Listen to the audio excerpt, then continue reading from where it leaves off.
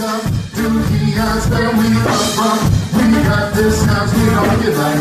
It's time to get on the It's the noise, baby. Oh, it's the noise, baby. Oh, it's the noise, baby.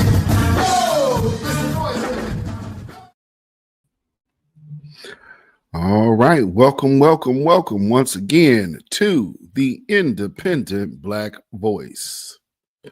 And I am your host, beatzillapdx officially, and we are here live this evening. Hopefully everybody as well as you are coming into this broadcast. Please, if you would, like and subscribe to this channel if you have not already done so.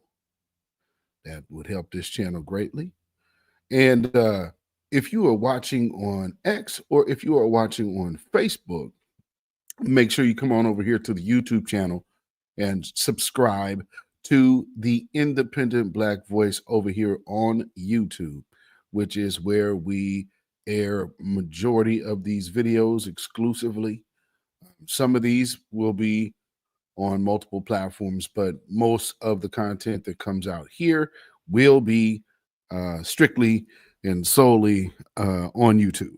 So with that being said, make sure you come on over here, hit that notification bell, hit the word all, that way you'll be notified anytime this channel goes live or a video is uploaded. Also, you can join this channel if you would like to by becoming a member. Just hit that join button. You'll be a member of this channel, and then you will have the badge and be official, just like everyone else that you might see in the chat. So with that, we also greet our folks in the chat. And I'd like to say to my members, peace, power, blessings, and protection be upon each and every one of you. Thank you so much for your support. And thanks so much, everybody else, for tuning in this evening or who is tuning in to the replay. Shout out to the replay gang. So, with that being said, we are here live on Wednesday evening, and we have Priscilla Taylor. Jersey City is here. B1. Yes, D. Black First. Priscilla Taylor. Priscilla Taylor. Thank you for being here on this good Wednesday evening. Yeah. Interesting week. Got some things to go over. We have quite a few clips to look at. Man, very crazy though. I guess first let me start off as people are coming on in. Actually, let me do this. Let me give myself a little backdrop here. So it's not just me sitting up in here like that, Let's get something going here. There we go. All right. So my take on, especially as you see, the things that we're going to be talking about this evening, primarily the Shedeur Sanders situation with how seems like the NFL owners colluded against him because of what many of us suspect was the long-standing hatred and longing to humble their father, Deion Sanders. There's a lot of folks out there who tried to act like they didn't understand what was happening. And that's by design because, denial is the first part of the liar's game. So, when you're not trying to admit what something really is and it proves itself to be just that, we got to speak on it. And so also here, of course, at the Independent Black Voice, not to be confused with the Republican Black Voice or the Democrat Black Voice or the Martian Black Voice or the Gelgamek Black Voice. Not the Independent Black Voice. And it's very interesting how hard it is for some people to just address the independent position. Because with my questions here about Jasmine Crockett, I've watched people come into my comment section. The name of this channel is literally the Independent Black Voice, meaning we're not standing for either side. However, we do have a great disdain for the Democrats because they have used the Black community for well over 60 years and has shown nothing but contempt for the Black community. And to go as far as I'll say, and I have said, and many others have mentioned and said as well, the Democrat Party hates the Black community. And I think a lot of people have a really hard time accepting that. And I don't know why. It seems to me that, you know, when you have the opportunity to get out there and speak for your people, you should get out and speak for your people. I'm sitting up here asking questions about Jasmine Crockett's lineage. There are people hopping in my comments here. What do they want to know? Oh, well, you know, why are you disrespecting the sister girl? She is a politician, and a politician who needs to be vetted. So if we're going to vet all our politicians like we should, because we should know who we're voting for, I think when she gets out here and starts saying she's speaking for Black folks and starts doing this whole sister girl routine, well, we need to ask some questions. Where is her family from? And it's funny that you have all of these people hopping in the comment section to complain about, hey, wait, why are you trying to make it something that's not, and or either instantaneously deflect to Donald Trump, which is very crazy to me. How do you get to Donald Trump? I just, it's that part is also very weird to me, because it's like, okay, no one's talking about Trump, and I guess Trump for a lot of people has been the mechanism, or shall I say, the tool or the vehicle for people to basically talk past issues. And I don't think right now any of these people who are hopping up in my comment section, I don't think they have the ability to have real conversations about, especially politics, because these people are jilted. And it's like, okay, I'm asking a very simple question. This is one of the shorter videos too I did. And what is this? 263 comments on this video. I don't get a whole lot of comments on videos on this channel, but I'm asking, is Kamala Harris a plant? Now, many of you will say, well, of course.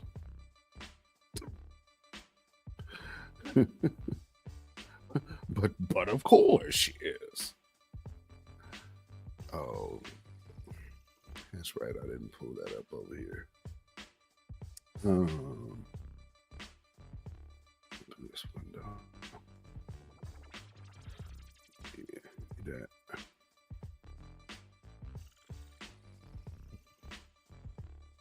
That's the one I want. Wait, right there.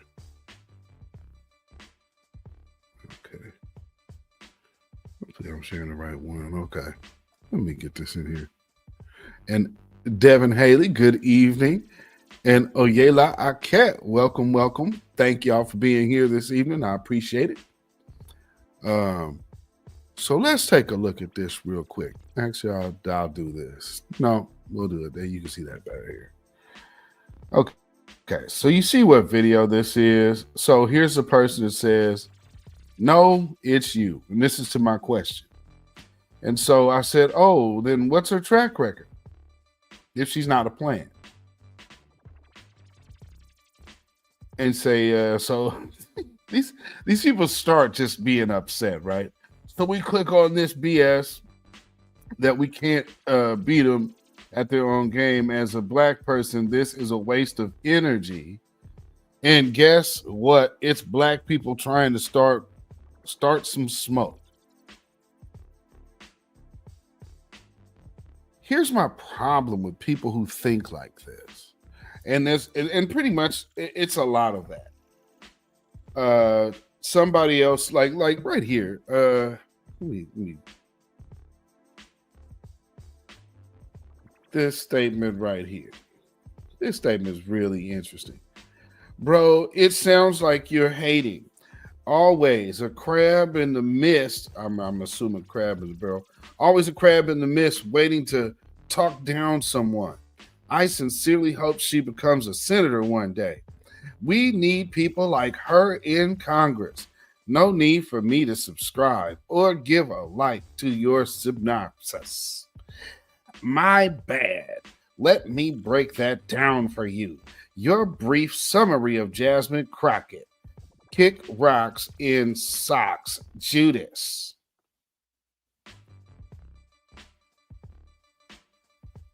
And my response is that she don't know nothing about this woman, just that she's a Democrat.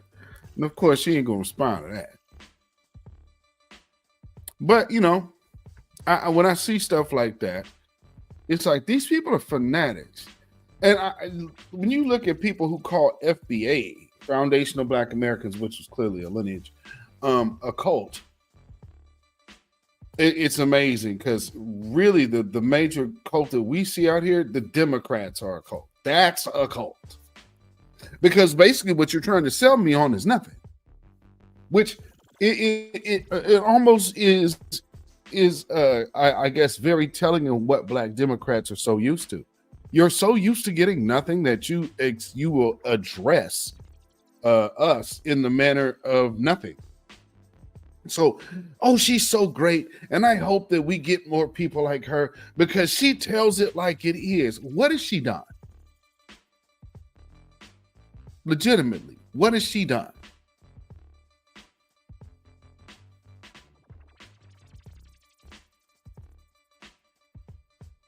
You know what? Let me start somewhere.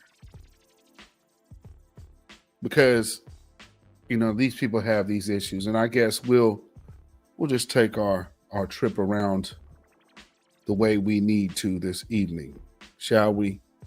So first off, for you Black Democrats who might be watching, hopefully you guys are tuning in. Priscilla Taylor, after Obama, we are checking everybody paperwork and Jasmine is dirty as hell. Thank you. Game over. Simply Sandra in the building. Good to see you, my good sister. Thank you for being here. Peace. Brother Beats and chat fam. Black first, my good sister. Thank you for being here and thank you for being a member. So I saw this video, which, you know, you guys probably seen the headline. I think I tweeted it. That there's an executive order to bolster HBCUs. That's kind of went under the radar. Very interesting. Deneen Soul in the building. What's going on, Deneen Soul? Thank you for being here. Said a lot of that stuff are bots. I've been seeing a lot of them like that all over social media, especially from the Democrats. You already know. Thank you for being here, Denise. And thank you for being a member as well. And we got our good brother, dark-skinned brother in the building, member for 25 months. Man, I appreciate that, brother. Salute to you. And shalom, Beatzilla, my warrior brother and family in the chat. Good to see you in the building, my good brother. Thank you for being here. And as always, thank you for being a member and solid, good supporter of this channel and other voices of New Black Media, which, by the way, this is the last day of New Black Media Appreciation Month. So salute to all of y'all as well. Salute to the Black grassroots, Black first. So let's hear what this brother gave a brief synopsis on Donald Trump's recent executive order concerning HBCUs, because it's kind of interesting now. You're not hearing any of these talking heads really addressing it. And then on top of that, you got the Democrats sitting out here on the Capitol steps making a spectacle of themselves. But let's check this out.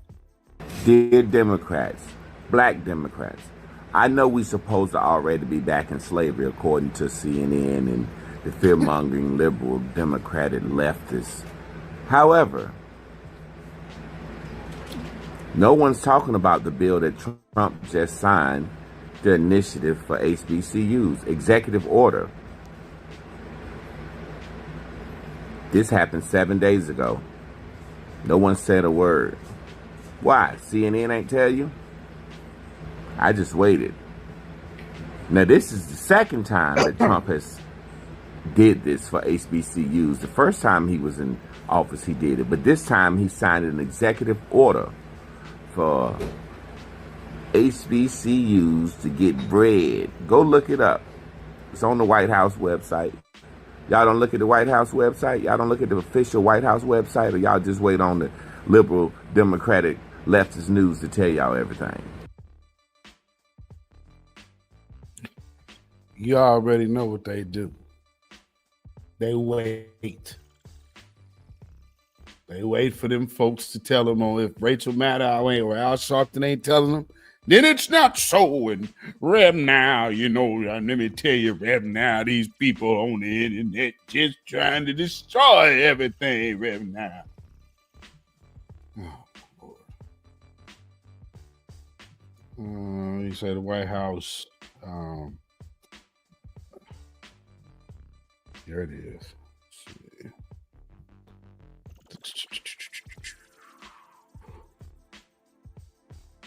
Damn, this is 8 days ago.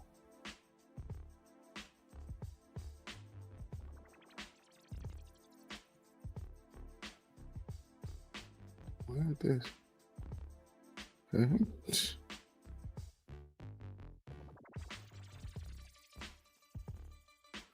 Nope, not you, buddy.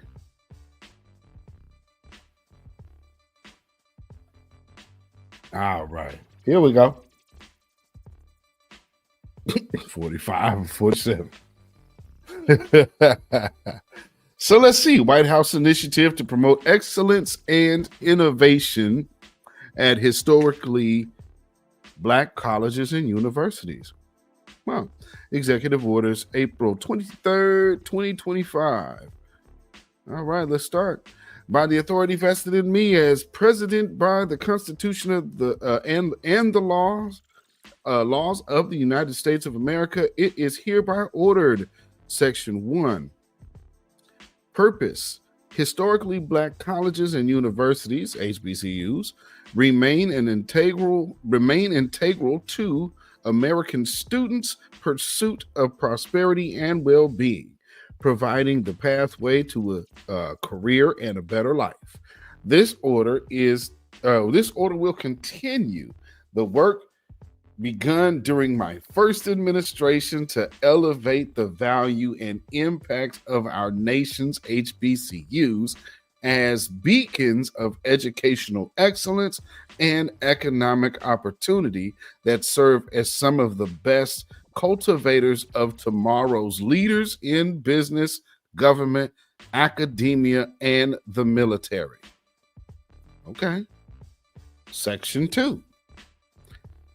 It is the policy of my administration to support HBCUs in advancing America's full potential, fostering more and better opportunities in the higher education, providing the highest quality education, obtaining equal opportunities for participation in federal programs, ensuring college-educated Americans are empowered to advance the common good at home and abroad, and making our nation more globally competitive.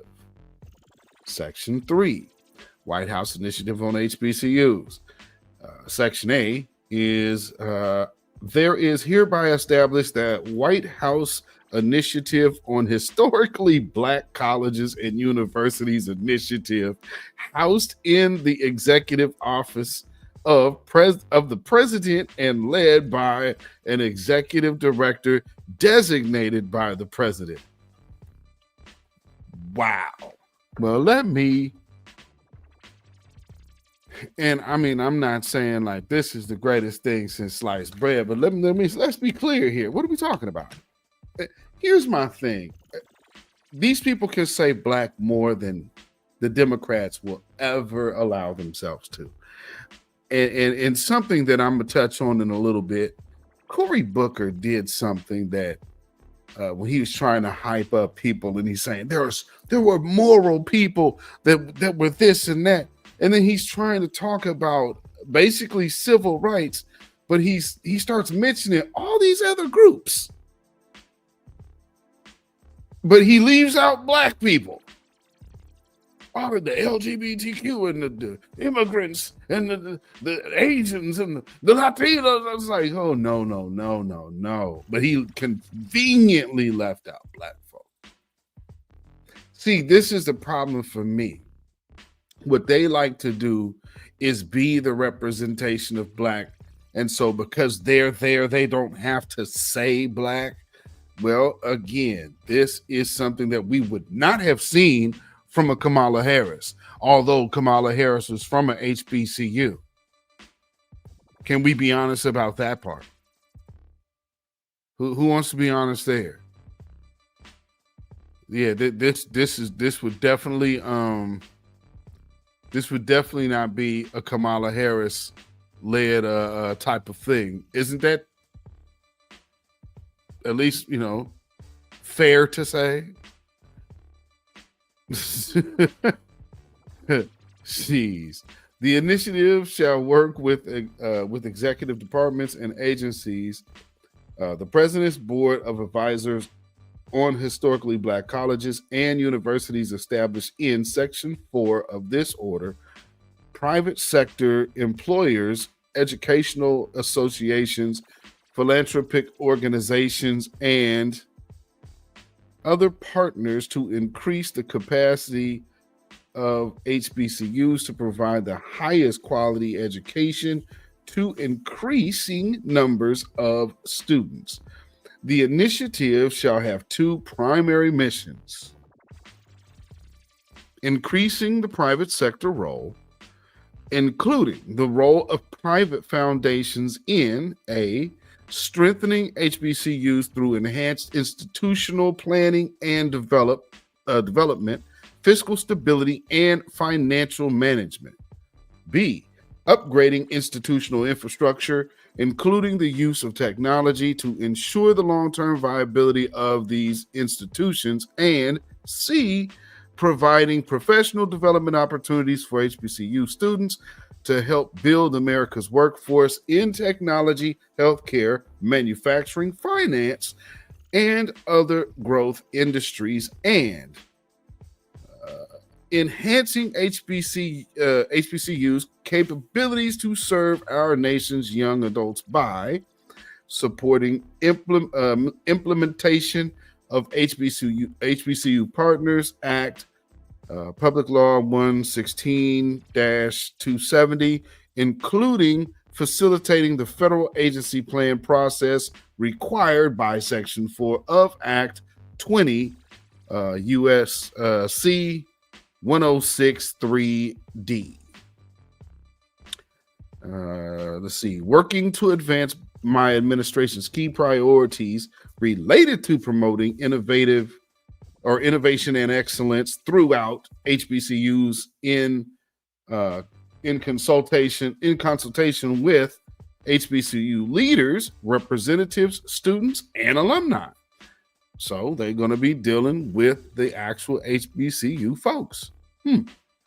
Fostering private sector initiatives in public, private, and philanthropic partners to promote centers of academic research and program excellence at HBCUs. Improving the availability and equality of information concerning HBCUs in public policy sphere, sharing administrative and programmatic best practices within the HBC community, addressing efforts to promote student success and retention at HBCUs, including college affordability, degree attainment, campus modernization. Yeah, that's definitely needed. And infrastructure improvements. I'm sure Jackson State and a lot of those other schools, those especially those smaller HBCUs without like major sports representation of some sort. So they got some real like big donors. It needs some help. Partnering with private entities and that's what I meant. Partnering with private entities and elementary and secondary education stakeholders to build a pipeline for students that may be interested in attending HBCUs and promote affordable degree attainment. See, they're not even talking about loans. They're talking about making this affordable. That's pretty interesting. Modernization and making it affordable. Now, I've heard this.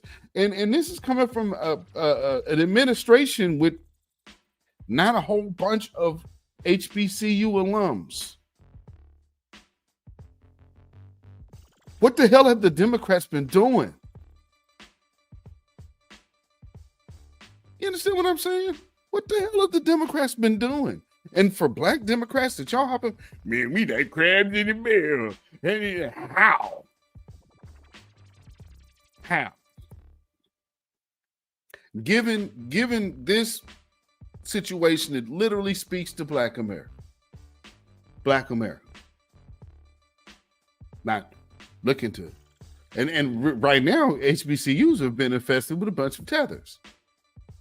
So we under the perfect administration to untether that.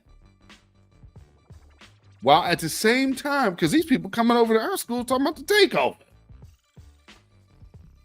Really? Take over what? Gonna take over saying goodbye. I mean, come on, man. What we talking about here? Let's see. Encouraging state to provide the required state matching funds for 1890 land grant institutions. Damn. Collaborating with the Department of Agriculture and state governments to establish a framework for addressing barriers to accessing federal funding to ensure that HBCUs receive the maximum funding which they may be entitled. Again, why haven't the Democrats done this?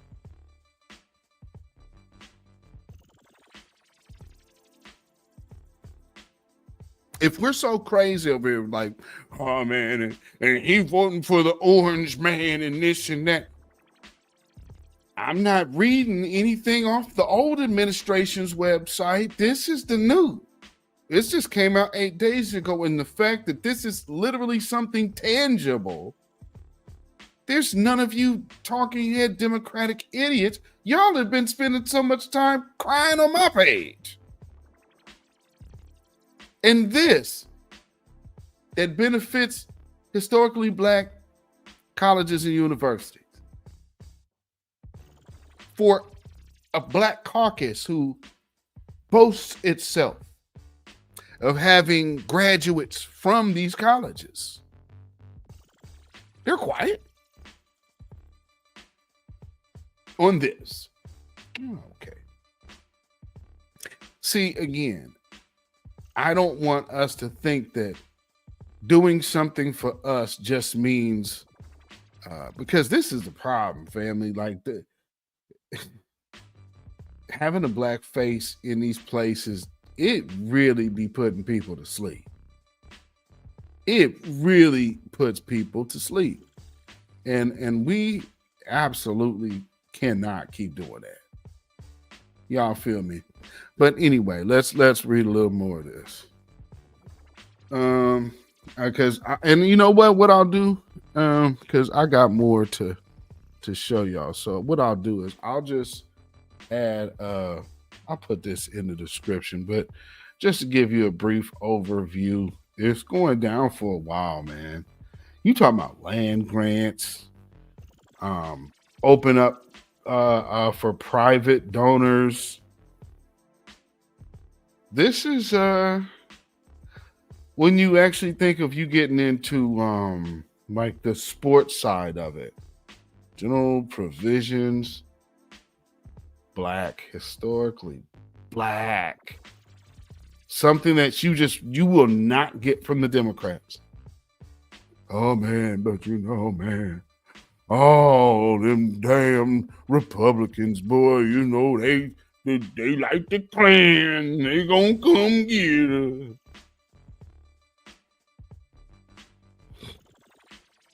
People are the freaking worst. If they gonna do this, man, they gonna come get us. So what I will do right here is I'll put this in the chat. So look like a whine about that. And then of course I'll put it in the description of this video later. But let's see, we got some folks that came in here. Oh yeah, all right. Got some family that didn't showed up. Rhonda Smith in the building. Hope everyone is doing well. Thank you for being here. I appreciate you. Thank you for being here, Rhonda Smith. Good to see you. He said he signed an executive order for HBCUs and threatened the Smithsonian to remove the stuff. Yes. Yes, he did. And that's the flip side of that. And so they're using Corey to bring more black to APEC. Man, we want blacks to APEC, and this fool is their puppet running around with a grown rabbi in his back, on his back. He is an embarrassment. Absolutely. Judah Israel, Shalom. Hey, thank you for being here. Good to see you as always. Hope all is well with you and the fam out there. And thank you for being here, being a member, and of course, being, I believe, my longest standing moderator. So always appreciate seeing you in the house. Thank you. Let's see. We got Crew, Reality, FBA, Grand Niggas in the house. What's going on, brother? Good to see you in the house. Yes, indeed. And we got our brother Warriors Cherub in the building. What's going on, brother? Good to see you. And we have Lady Effa in the building. Welcome, Lady Effa. It's always a pleasure to have you in the building. Thank you for being here, and thank you for being a member. And we got One Who Cares in the building. Good evening. Yes, indeed. Thank you for being here. Appreciate it. And so for the members, we will probably... we might end up having another quick car members only video, because after this I have to leave. So be on the lookout for that, members. That might be up later this evening. So moving on.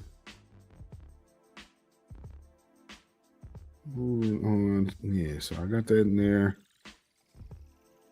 That's crazy. You know, that's a whole like initiative, a real initiative. Now, on the flip side of that, though, what Rhonda, or I think Priscilla, just mentioned that. Who was that? Where is it? I just saw what you see it. That was Priscilla. No, that was Rhonda. There it is. Rhonda Smith. Yes. So if y'all remember the one dude, Kamala's pastor, what's his name? Amos. Uncle Amos.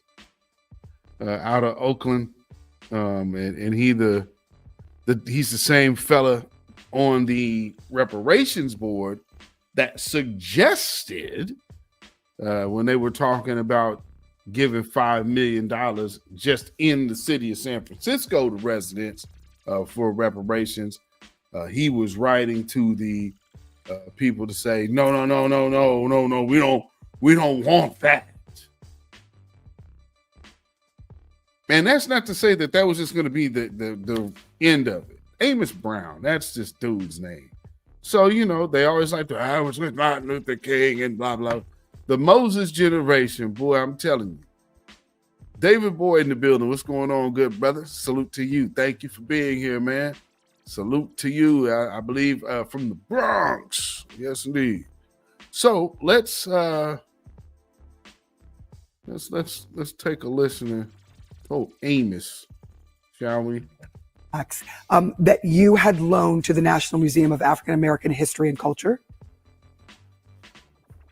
Artifacts were a Bible that I used in the Civil Rights Movement and the oldest written history of the Negro race that I got from my father's shelf of books at the age of 13, written by that great preacher, Reverend George Washington Williams.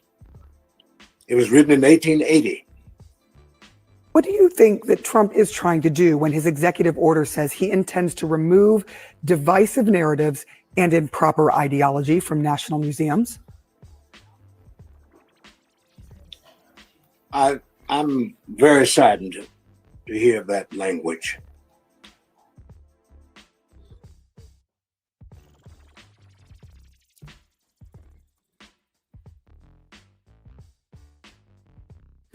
There actually should be a lot of people vocal right now. Most importantly, I think the people who should be the most vocal and at the forefront of this should be the very same people that were so upset at Tariq Nasheed. Because the one thing that they kept saying, why do we need a museum? There's a big one in Washington, D.C.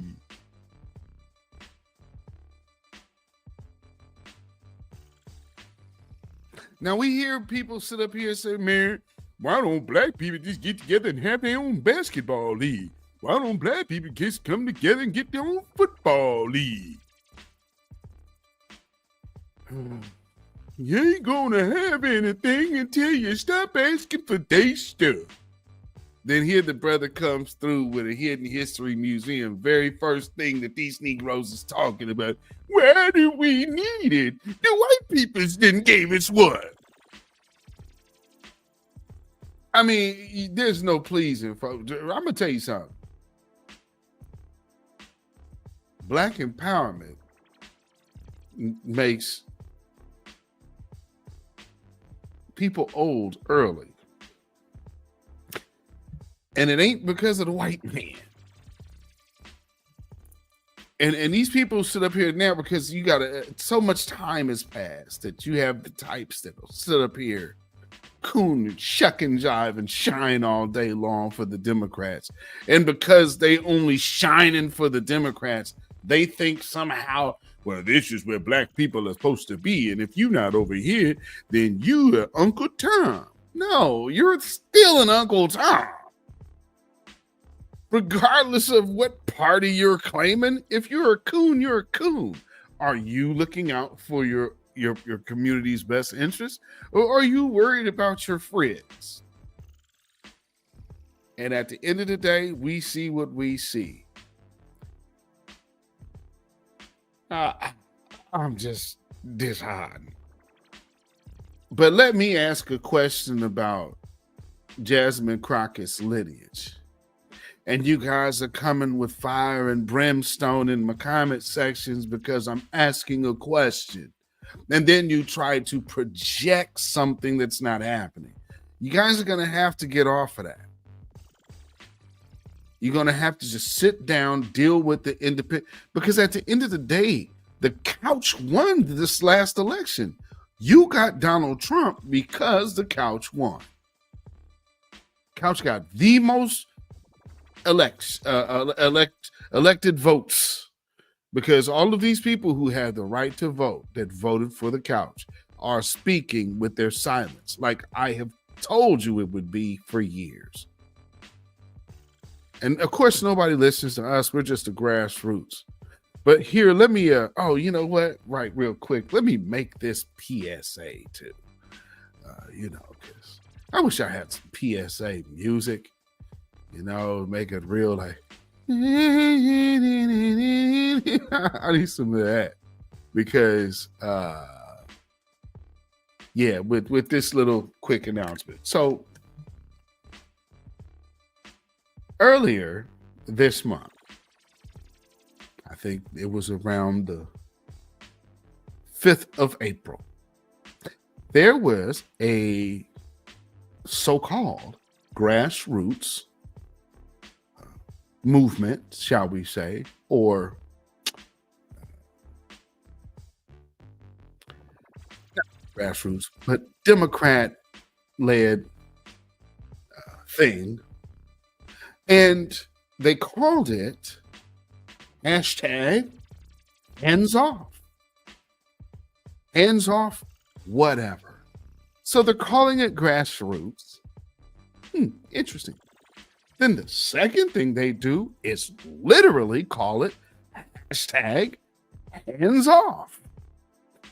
Well, for those of you who might not know, I just want to tell you, I am the creator of that hands off hashtag. And what hands off actually means is hands off our reparations. That's when you hear me say hashtag hands off our reparations. You have no rights here. We're not under the empire. And it's so funny that people might get it confused and be like, well, no. I just want to know and show y'all that, want y'all to know and show you that this is where that whole notion of hashtag hands off, whatever came from. And so it was dirty Democrats who has this fake grassroots movement because, of course, again, we are the black grassroots over here. So another way to kind of fandangle and finesse using the verbiage and talking points from New Black Media and go try to have them a hands off in the midst of already Jamal Bryant's hands off and boycott of Target. So there was already things going on, but I guess they felt that they would be able to muster grassroots black support. This is New Black Media Appreciation Month, which is the month of April. If you are new to who the Black Media is, New Black Media are the voices and the people and the channels to which Black America now gets its news. And if you are late to the party, we are the people who are the voice of the people. So what we do is you've seen many of us interact with the people, seen many of us echo what the people say and what the people want. What you get on television is exactly the opposite. You get what parties tell you they want you to know.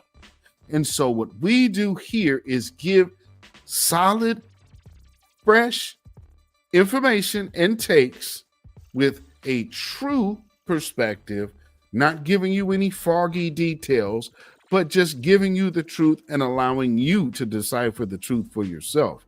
And because of such said movement over here to do so, you literally seen 90 million people stay home and choose the couch. Not just because they're all black, because they weren't.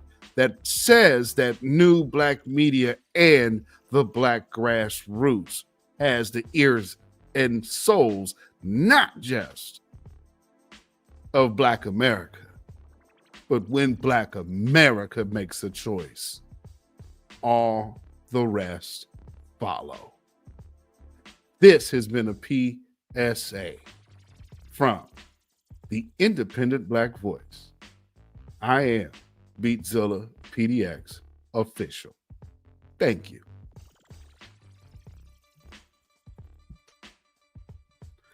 My wife was like, for real? It's like, don't ever let them people, I've told y'all a long time ago, don't let them act like they don't listen. They listen to the least of us. They have to. they have to stay in tune to at least what the least of us are doing. Because they understand our thing is not like theirs. There's nothing about the makeup of this that has any resemblance to what they've done. So we're different. We are just different. And for those of us who have been hollering this new black media thing for the last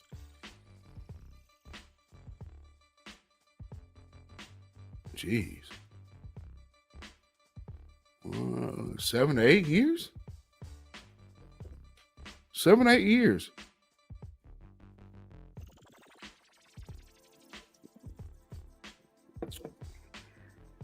That's like just as a banner. So it's a lot when you have people coming out the woodwork trying to jack the energy of what we do. I mean, look at this Sinners movie. This Sinners movie has got everybody, man, why ain't we being represented? Man, why ain't we being represented? Man, our group should be, come on, Ryan, baby. Why are you leaving out the Latinos, man? This is getting out of hand. Everybody, oh man, hey, black folks doing this shit, man. But part of what you did came from this part of Mexico, or this part of the continent. Any and every little thing that we done did come from them folks. No, it didn't. No, it just simply didn't. But, I guess they have to try. And in one of those attempts of trying, this happens. Formally addressed that he was inspired by a Latin American vampire movie because we are owed our flowers. Also, Ryan, I saw that tamale story you put in the movie. Where's the fucking Latino extras? Come on, Ryan. You're so good at putting Latinos in your movie. What the fuck happened here? You don't put Latinos in the movie, and you steal from the biggest Latino vampire movie? You don't even have the spine to stand up with the black community to protect your own rights, but you have the audacity to be mad that you're not in black movies? Wasn't this you a few years ago? Ryan Coogler treats Latinos with so much love. We're gonna mail you your Latino card because you're one of us now. Ryan Coogler put a lot of care and thought into historically and culturally representing the Mexican indigenous community in Black Panther, yet here you are biting a hand that fed you by insulting him, claiming he stole from a white man's movie. By the way, a movie where you were portrayed as a villain in your own homeland.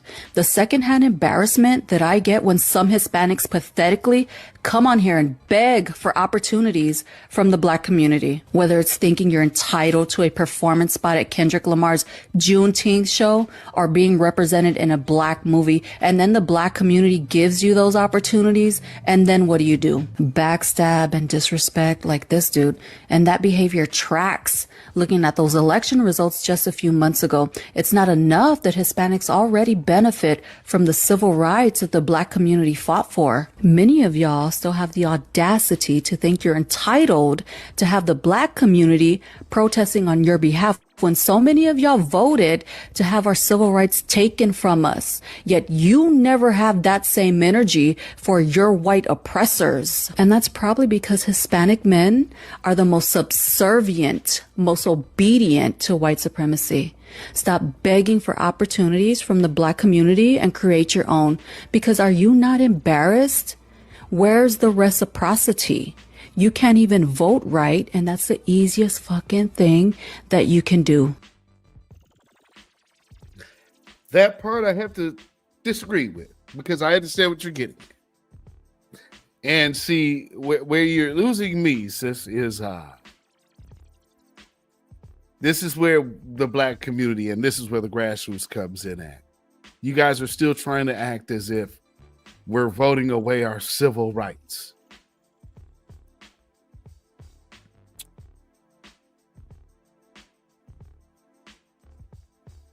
No. I think the one thing that gets missed in all of this is civil rights ain't being touched. It's all that newfangled stuff. It ain't got nothing to do with us, really. You just used us to get it popping. That's really the stuff that's being affected. Now, with the Smithsonian stuff, I believe I believe any black person should be very adamantly pushing back against that. My thing, when especially the Smithsonian, like this recent director, what the hell are you doing quitting? You're in the position to fight for your folks, and the first thing you do is run your ass off the job. Oh, because Trump's in office. This is the Smithsonian, the African American Museum. Why the hell would you not stand there to stand on your square and defend it? There's nobody in his administration that should know more about what's going on in that building than you. And then you let people come in there and even dictate to you. That is spineless. Absolutely cowardice. And where are all of these so they could sit on the steps and talk about nothing and people are gonna lose their SNAP benefits? Get your ass over there to that Smithsonian, man. That would make more sense for us to see you do, you know? But I mean, you know, leave it up to them. Hell no. I mean, man, damn these people. You understand me? They ain't worth a damn. So anyway, tiring, absolutely tiring.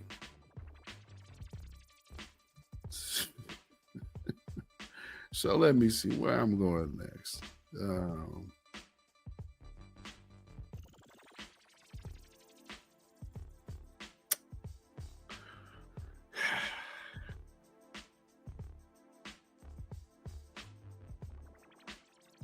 Another thing about the Democrats. Y'all are focused on everything else. And this, again, in the midst of trying to always, and Democrats know that you cannot be jumping out here out the window and like, oh man, the NFL colluded against Deion Sanders because, you know, they just hate a strong black man and a strong, confident black man. So do the Democrats. So do the Democrats.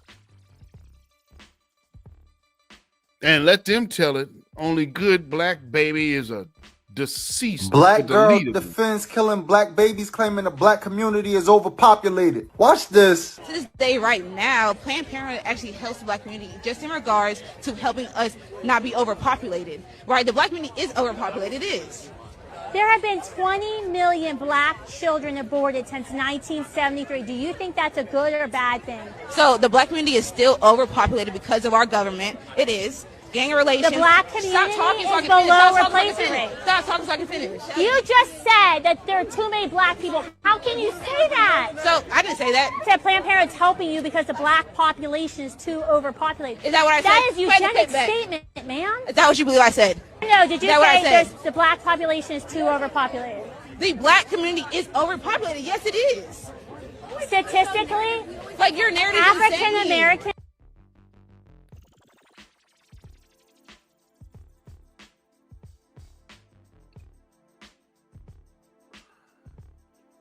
If the black community is overpopulated, wouldn't that kind of insinuate that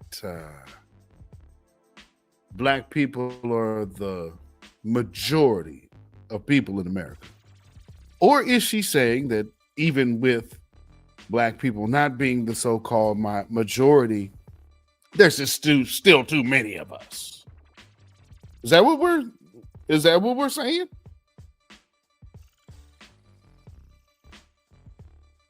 That's what it sounds like to me. They're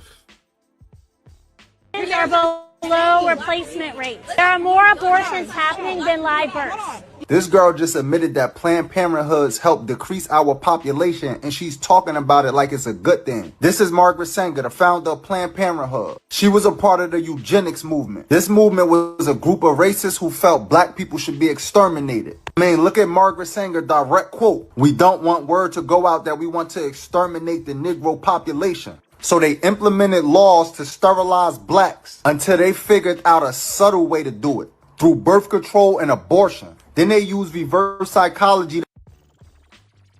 Oh yeah, just in case when you lead paint sippers in here talking about that's not a real quote of her, miss me. We have showed the letter on this channel, so we have the letter. So all of that you can miss me with that. This is just a different frame of the same quote from that letter that she's writing to Procter or Gamble, one of the two. I think Gamble. Procter and Gamble, the medical company. You know, yeah. To make black women think killing off their offspring is empowering. This is why it's a Planned Parenthood in every black community. And why they also market perms and things of that nature that leads to fibroids and hysterectomies. Because the goal is to attack black life. And if you could persuade those very people that you're trying to exterminate that exterminating them is a good thing, then the war doesn't have to be physical. It could be purely psychological. Y'all be safe out here. And in that psychological warfare, you got people out here feeling all kind of ways. I see people upset that Ryan Coogler has, stated that, he's a foundational black American. And so it kind of takes the cult line out of a lot of people's mouths. But it goes back to say about the line of buck breaking, and just wanting us to identify or do what you say. That is not why we are on this planet. And so, just real quick, I just want to give you a taste of why people are upset. It's a very interesting opportunity for me to do some research about my lineage, and I had that opportunity before with the Panther films.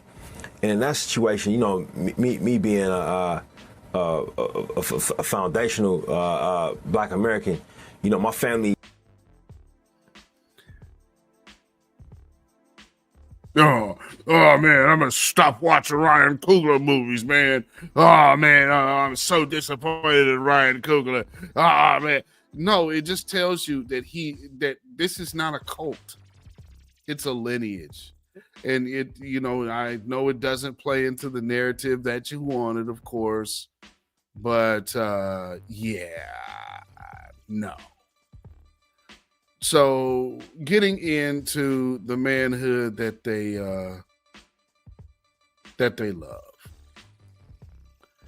getting into the manhood that they want. This is what exemplifies manhood to the Democrats. Our country came to a moral crossroads.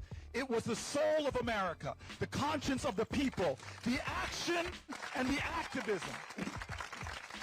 Whether it was the Vietnam War, or the Civil Rights Movement, or the suffrage movement, or the abolitionist movement, or the labor movement, or the LGBTQ movement, every time it was the power of the people. In a moral moment, people stood up. In a moral moment, people spoke up.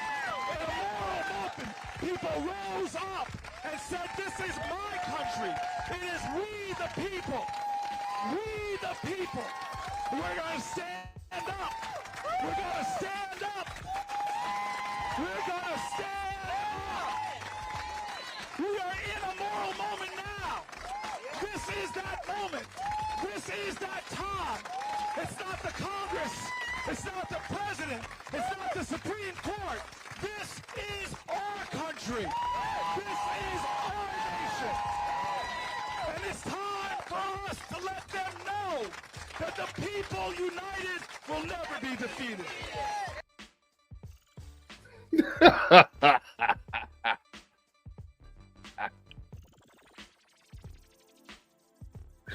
Okay. Oh.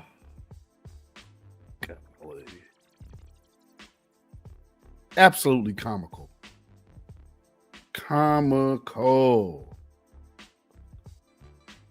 But to the side that they hate is the Deion Sanders side. And Boomer size.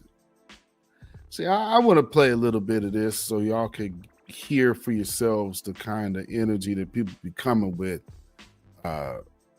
Because people, oh man, these people are cool. These folks is cool. They really not, though. That he didn't even go in the first 2 days of the draft, the prank call on top of it. I mean, this was as brutal as it got for Shador and his family on the biggest stage of all. Yeah, I mean, you and I were not surprised that he was falling because we knew about him falling a couple weeks earlier, and we were talking about Tyler Shuck, if you remember, and how he was rising up the board. Yeah. Now, Tyler Shuck basically was the second quarterback drafted, third quarterback drafted after Jackson Dart and Cam Ward. But, Shador Sanders just torpedoed himself. His attitude off the field, all those bad meetings that he had at the combine. His dad didn't help him either. He was on podcast talking about, this is my son. If I can get him to where I want to get him to, I'm going to do that.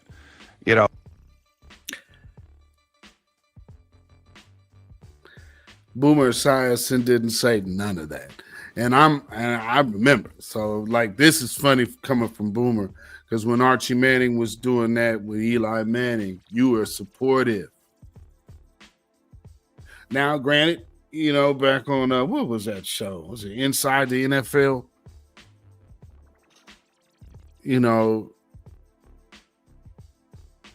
Come on, Boomer. You're not keeping it real here. Now, here's my thing about Shador.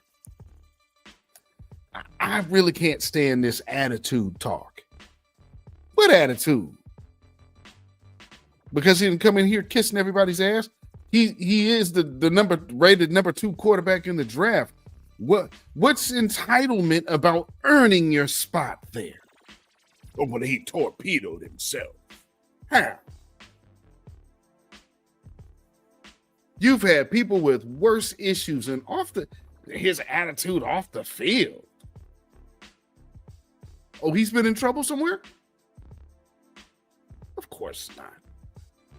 Of course not.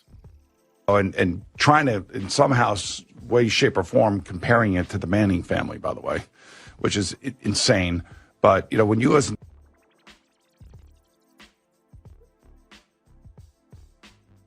Now, that's cap.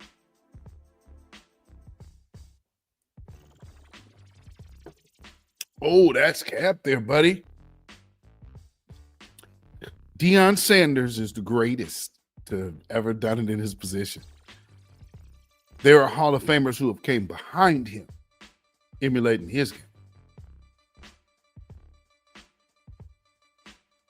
So to sit up here and try to dismiss the fact that, his 2 children are coming into the league. This is, see, when you hear, you got to know what you're hearing when you hear it. And there's a lot of these people out here that, will play past it. But no, you hearing some real deep disdain for Deion Sanders. And it's turning out to be because of his son. But I just want y'all to hear the tone that Phil is talking. I just think that's crazy to compare him to the Mannings. Why? I would like to hear how that's crazy. Did this kid talk right prior or at the combine about, if you want a new culture in your locker room, I'm the guy to do that. I can turn it around. I mean, he's very high on himself. And I think you want a depressed quarterback? He's very high on himself. So him being confident, him being a proven winner, coming from the stock of a proven winner Oh, yeah, he's high on himself. The person to whom he throws those touchdowns to, you drafted number 1, and he was the Heisman. You mean anybody like, what are you guys talking about? This kid, his target as a quarterback, you chose him number 1. And you chose him 144. No, there's definitely something else going on there, Phil. And Boomer, rather. Come on, Boomer. He was very off-putting to many coaches and general managers in the league. And I'm telling you right now, and I know this after talking to 3 different personnel people in the NFL this weekend, they didn't even have him on their board. They took him off. And they took him off because the owner said, take him off. I don't want that guy. I don't want this kind of person in our entitled person on our team. And I don't blame him. I mean, when you listen to the way that he was talking about himself, some of the actions that you have seen on the field in terms of his interaction with other players, shoving a referee in the back. Come on, man. And the situation with the other players, a person he said, I heard what you said. And y'all remember when they played the Oregon Ducks from Oregon?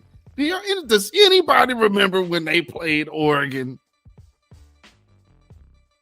Y'all remember that speech?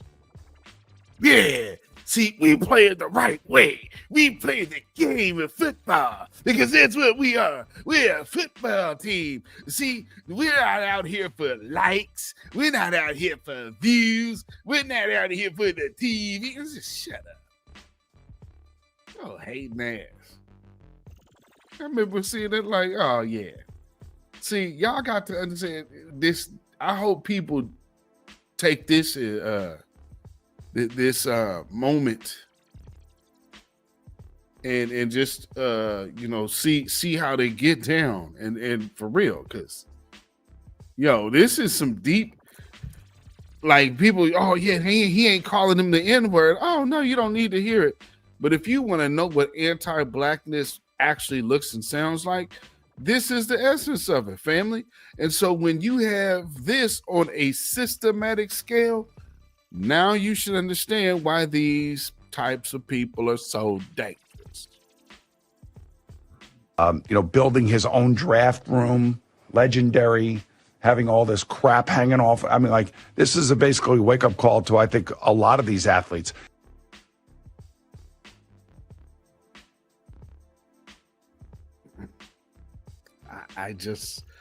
That takes me back to the uppity N type of word. And they've never liked uppity Negroes.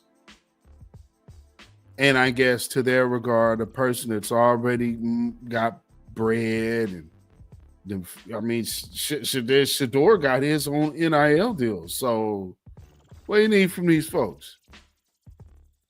Now he go get more money that way, but I mean, come on now. These kids was already paid.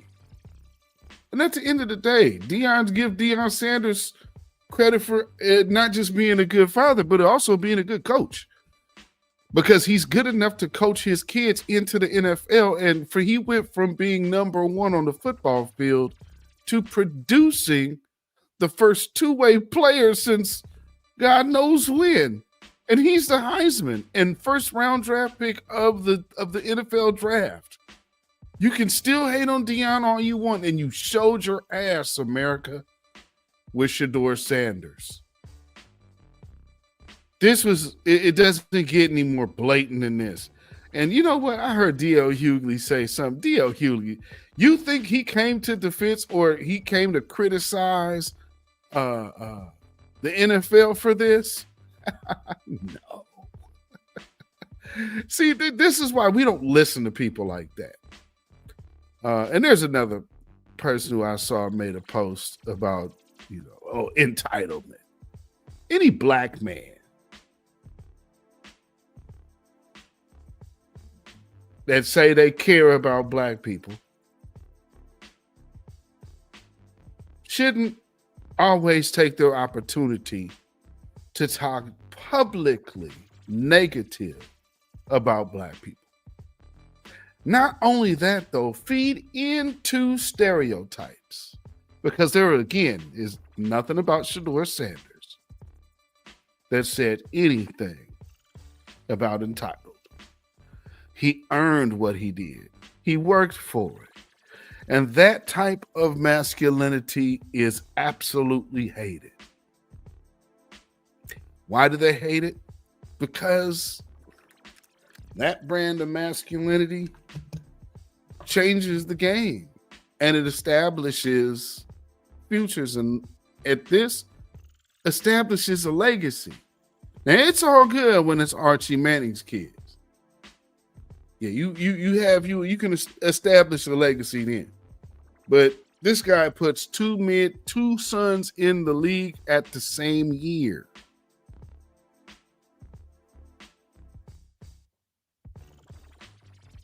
He got two sons in the league going the same year, and multiple players going to the league.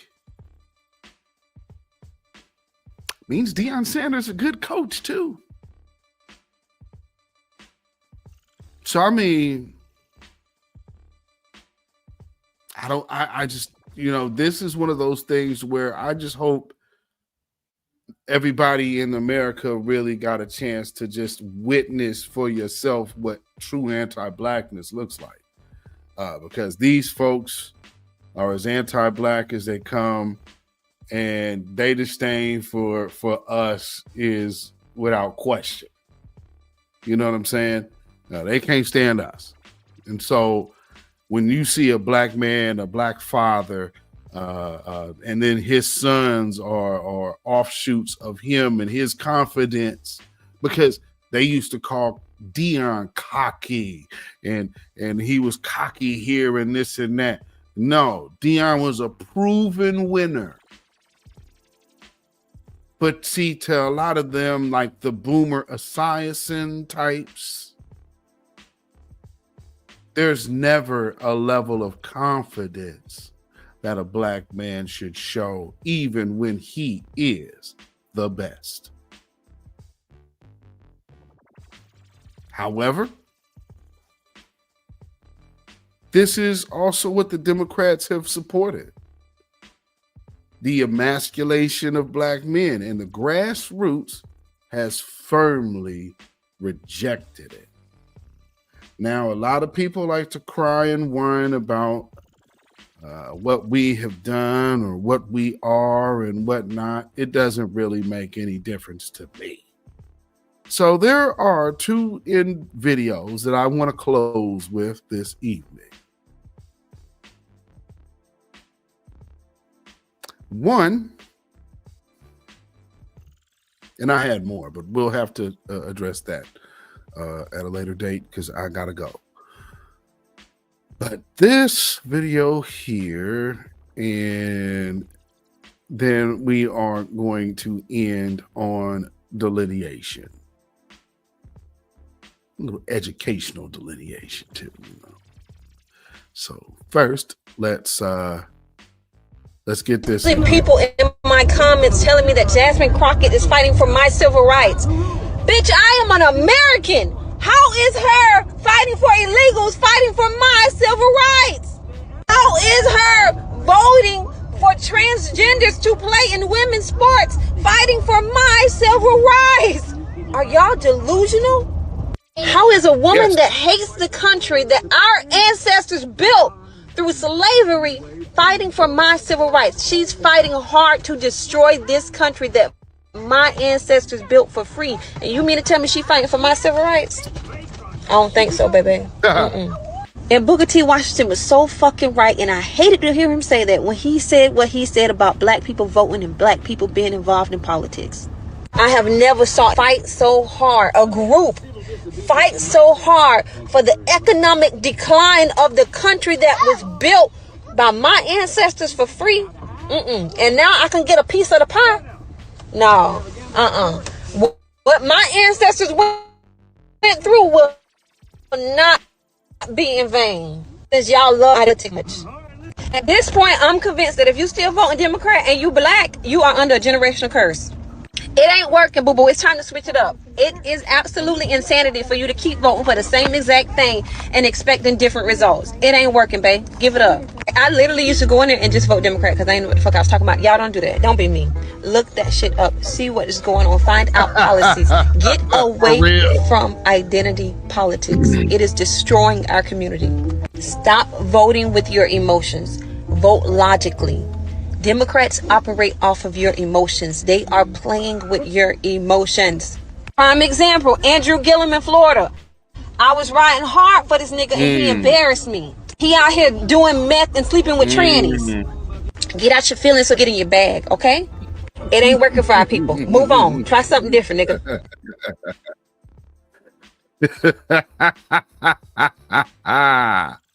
Yeah. Yeah, Andrew Gilliam. Giddy up, Gilliam. Cowboy Giddy up. Yeah. See, it's not just me. And yeah, she might be a Trump supporter, but over here, you have to understand, we are the independents. So you don't just have to convince black Republicans but you have to worry about the independent people, because see, obviously more people are moving toward independence while you have the blue no matter who's starting to die off. So somebody gonna have to start talking to us, and you can't throw Trump at us. That's just not gonna cut it. And on top of that, you've tried to flood the zone. You tried to rewrite our history. You have, of course, these people have rewritten a lot of our history. And then we have now all of these tethers that you flooded the zone with who mean us no good. And for me, I'm like, I'm over that. You know what I'm saying? So at the end of the day, people like, oh, you guys are African and you guys are this and that. And you guys are divisive and you guys are that. Well, not quite. So on the side of the game of delineation, letting people understand our heritage here, one that she's going to mention, a lot of us do hail from right here in America. Without further ado, the last video of our evening. What were Black Indians called before they were called Indian? Before being called Indians, the people now known as Black Indigenous or Aboriginal Americans often identified with their specific tribal names and affiliations, such as Yamasee, Washita, or Yamakra. These names were based on their own languages, cultures, and territories. The term Indian was a colonial misnomer imposed by European settlers. Remember, their identities were diverse and rich long before these labels. Can you tell me all of the Black Indian tribes? Sure. There are many tribes with Black Indigenous or Afro-Indigenous heritage. Some well-known ones include the Yamasee, Washita, Lumbee, and Seminole, especially the Black Seminoles. Other tribes with significant Black Indigenous populations or historical connections include the Cherokee Freedmen, Chickasaw, Choctaw, and Creek Freedmen. Each tribe has its unique history and cultural blend.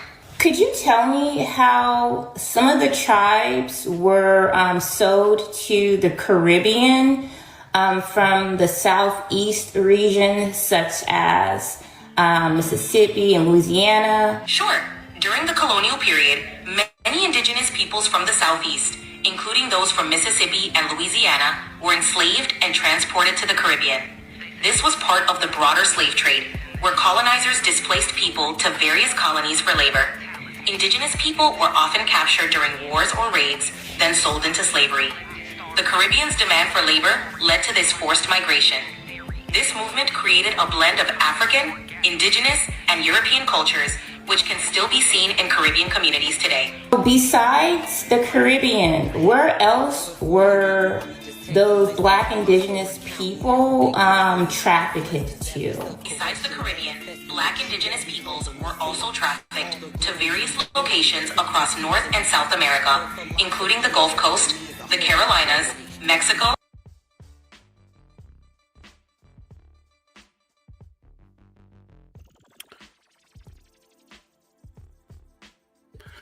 There it is, ladies and gentlemen. Hopefully you get that. Okay. I don't know what's going on there. Okay, I have to fix that. But that's very interesting, ain't it? Yeah, I have Cherokee ancestry. Absolutely. Yeah, a lot of us do. And so I've spoken about a lot of that before. And so, you know, this is a lot of documented history. Now, you do have some of these people who claim to be so in tune with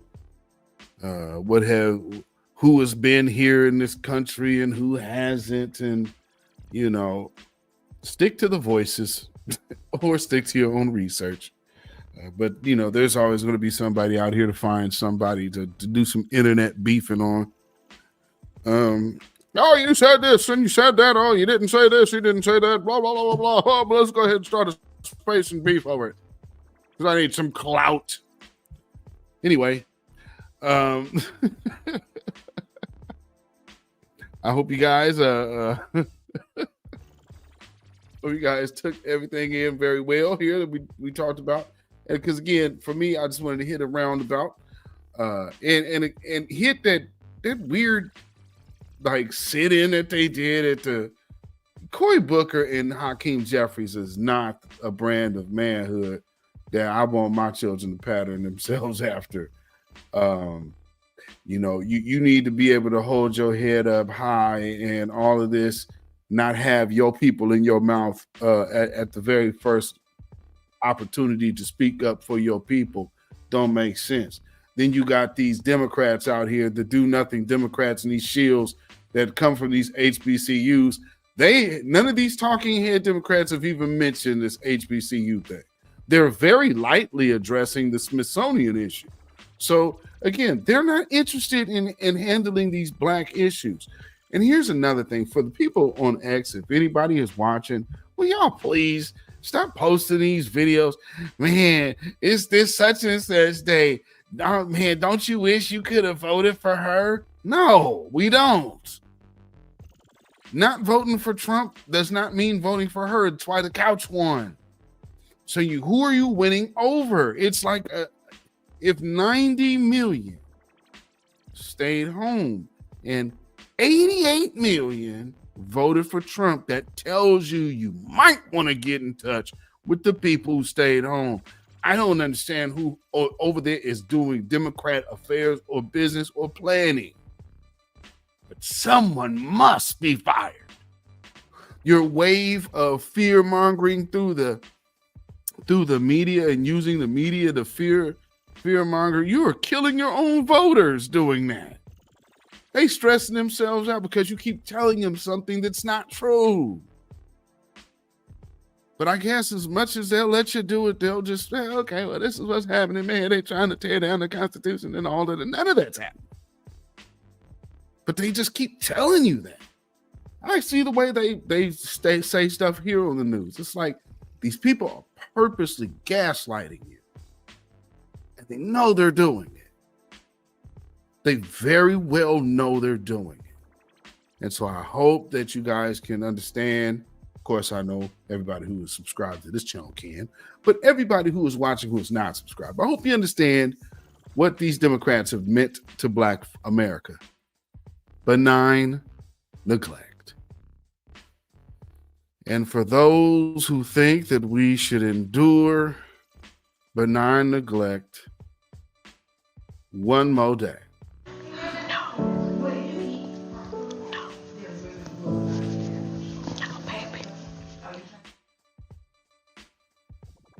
Babylon has fallen. Babylon is fallen. Let it fall and let us rise. Can you dig it? Ladies and gentlemen, thank you again for tuning in right here to the Independent Black Voice. I'm the host, beatzillapdx Official. And I know that there might be some people who still don't like the fact that we are railing against the Democrats and that we aren't out here running to support and fight for the illegals, which of course is not our job. But at the end of the day, you're going to have to accept that we are about our business and our affairs and no one else's. There's a lot of people who have problems with that, and they're upset that we are not willing to lend our energy, our effort, and our bodies and minds to someone else's cause. We are simply focused on ours, and that's the great thing. For those of you out there in my comments that cannot understand that we need to be focused on our own agenda, not the Democrats. That doesn't make me a Republican, but it makes me an independent focused on Black empowerment. And if you can't understand that, and if you're against that, I speak for myself, beatzillapdx Official, the Independent Black Voice channel. Those of you in the chat, the grassroots, and the voices of new Black media. I'm safe to say I speak for all parties involved when we proudly dedicate this song to you. Get up off of that cocaine and get up off of that crack.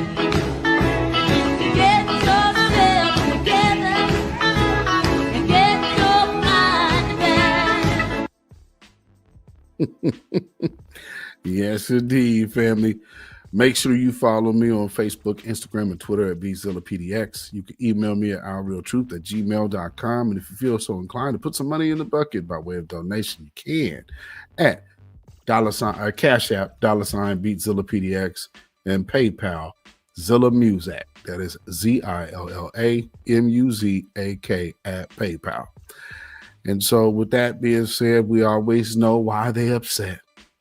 It's a cultural divide. I'm going to get it on the floor.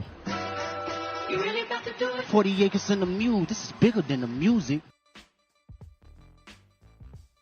Hashtag the real one.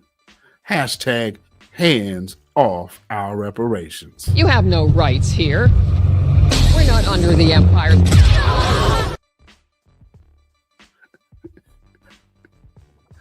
Yes, indeed, ladies and gentlemen. I appreciate everybody tuning in this evening. Thank you so much. Make sure you share this out. Again, like this video. And if you have not already, subscribe, hit that notification bell. Hit that notification bell.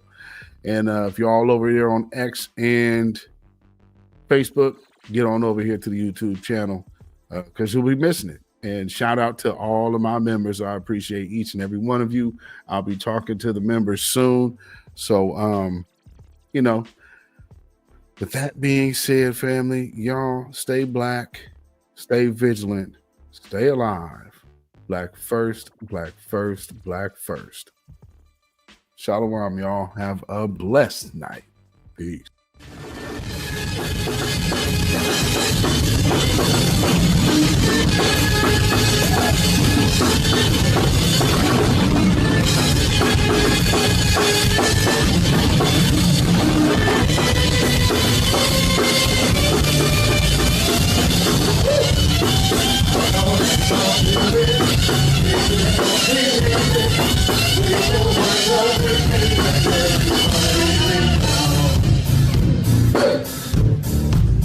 One more time over here. Give it up for a child Marshall, y'all. We're gonna take it one more time. If you didn't know, it's time to get doo-doo-dum. Dookie, that's where we come from. We got this, as we know, get like, it's time to get on.